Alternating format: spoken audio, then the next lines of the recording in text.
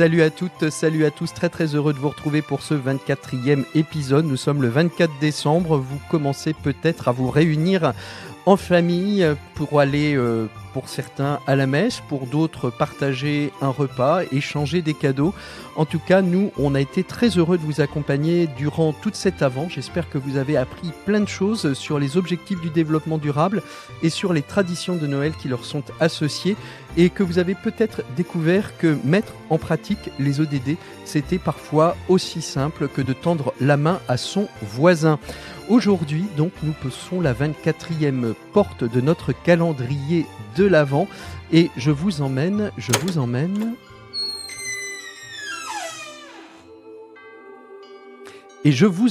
aujourd'hui en Italie pour évoquer l'ODD2, celui qui prône zéro faim dans le monde. Et en Italie, il existe une tradition de Noël qui réunit tout le monde autour d'une table.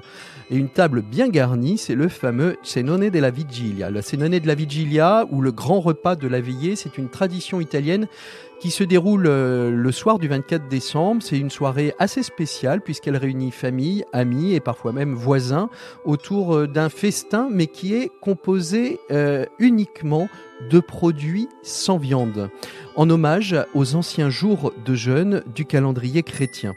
Dans tous les pays, les tables se remplissent de plats délicieux et typiques de chacune des régions, poissons, légumes de saison, pâtes fraîches et puis bien sûr des desserts traditionnels comme le fameux panettone ou le pandoro. Mais ce n'est pas juste un dîner, c'est aussi un véritable moment de partage et de solidarité. Alors pourquoi cette tradition italienne illustre-t-elle tant l'ODD2 ? Eh bien, tout d'abord parce que la Cenone della Vigilia n'est pas seulement un festin pour les proches et la famille, mais elle est aussi un moyen d'inviter celles et ceux qui seraient seuls. On peut avoir des parents, des amis qui pour différentes raisons seront seuls le soir de Noël. Ça peut être aussi le moyen d'inviter des personnes un peu moins fortunées à notre table.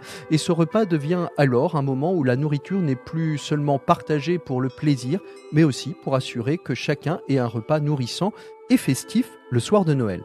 De plus, dans certaines villes italiennes, les associations organisent des cenoni solidaires en distribuant des repas ou en organisant des dîners communautaires, un geste fort pour tendre vers un Noël sans fin. Alors je vous rassure, cela existe aussi en France. De nombreuses associations comme le Secours catholique, le Secours populaire organisent des réveillons solidaires.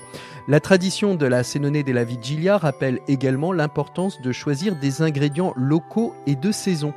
Et dans un pays aussi riche en produits agricoles que l'Italie, eh bien ces choix permettent non seulement de préserver la culture culinaire régionale, mais aussi de réduire l'empreinte carbone, l'empreinte écologique de ce grand repas en respectant la nature et les cycles de production.